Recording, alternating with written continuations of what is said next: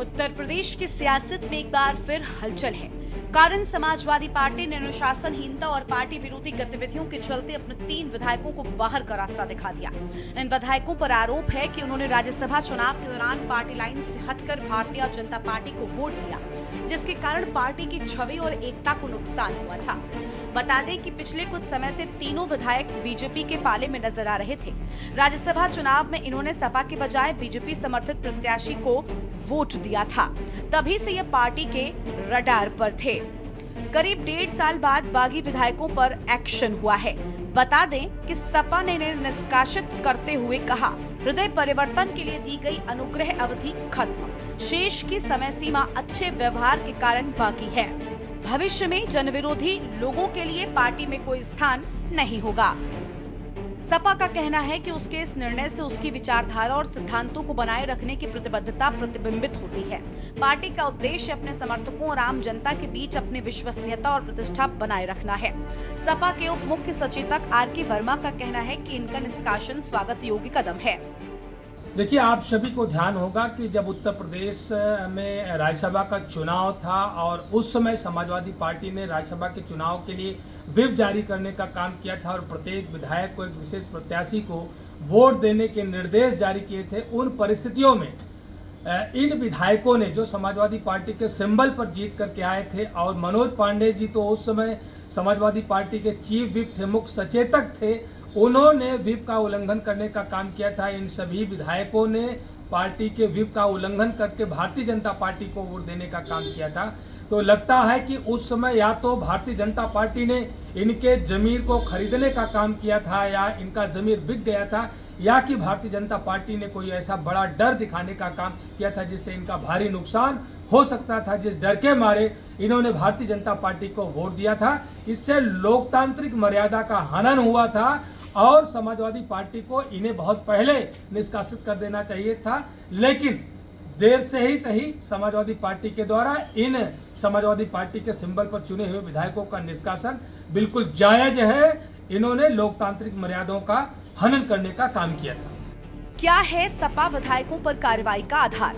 फरवरी 2024 में राज्यसभा की 10 सीटों के लिए बीजेपी ने 8 उम्मीदवार और सपा ने 3 उम्मीदवार उतारे थे।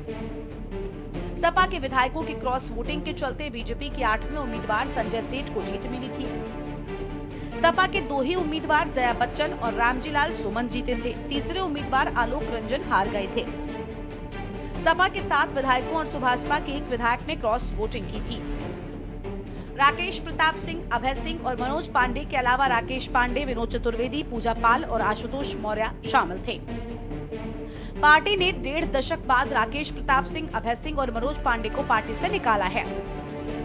अभी राकेश पांडे, विनोद चतुर्वेदी, पूजा पाल और आशुतोष मौर्य को अच्छे व्यवहार के कारण अल्टीमेटम देकर कोई कार्रवाई नहीं की है। सपा के पीजीए पर नहीं पड़ा असर। आपको बता दें कि अखिलेश यादव ने उन्हीं तीनों विधायकों को पार्टी से निकाला जो सबसे ज्यादा मुखर नजर आ रहे थे। तीनों ही सवर्ण समुदाय से आते हैं, जिसमें 2 ठाकुर और 1 ब्राह्मण हैं। इनके निकाले जाने से सपा के पीजीए फॉर्मूले यानी पिछड़ा, दलित और अल्पसंख्यक पर कोई सियासी इफेक्ट नहीं पड़ रहा है। मनोज पांडे ब्राह्मण हैं तो अभय सिंह और राकेश प्रताप सिंह ठाकुर हैं। 2027 में सपा का पूरा फोकस दलित, ओबीसी और अल्पसंख्यक वोटों पर है। इसलिए अखिलेश यादव ने अपने साथ में उन्हीं तीनों विधायकों को बाहर किया जो उनकी राजनीतिक एजेंडा का हिस्सा नहीं है। हालांकि अखिलेश यादव 2024 के चुनाव में भी इन्हीं तीनों विधायकों पर सबसे ज्यादा मुखर रहे हैं। अखिलेश अपनी हर रैली में इन्हें गद्दार कहते हुए सबक सिखाने की बात करते रहे। मनोज पांडे, राकेश प्रताप और अभय सिंह सीएम योगी से लेकर अमित शाह तक से कई मुलाकातें कर चुके हैं। ये तीनों ही अपने अपने क्षेत्र में भी बीजेपी नेता की तरह काम कर रहे हैं। यही वजह है कि अखिलेश ने अपनी पहली कार्रवाई में इन्हें टारगेट किया है। देखिए, समाजवादी पार्टी का अपना अधिकार क्षेत्र है। वो किसी को निकाल सकते हैं और किसी को शामिल कर सकते हैं। इस पर मुझे कुछ नहीं कहना है, लेकिन दुख लोकतांत्रिक प्रक्रिया में जो उन्होंने भेदभाव सहित कार्रवाई की है, इस पर जरूर समाज उंगली उठाएगा। मैं भी समाज का एक छोटा सा हिस्सा हूँ, तो मुझे भी यह घटना अप्रिय प्रतीत हुई कि लोकतंत्र में अगर आपको किसी को अपराधी तय करना है तो कम से कम उससे पूछा तो जाता है कि आपने अपराध किया भी है नहीं किया, और अपराध किस श्रेणी में किया है, अपराध किस स्तर का है, क्या इस स्तर का अपराध है जिसमें कितनी सजा दी जा सकती है। सभी न्यायालय भी बिना पक्ष लिए, बिना अपराध सत्यापित हुए सजा नहीं दी जाती है। उत्तर प्रदेश के लोगों ने आज तक नहीं जाना है कि जिन माननीय विधायकों को आज समाजवादी पार्टी ने निकाला है, उन माननीय विधायकों का अपराध क्या था, ये समाज ने नहीं जाना।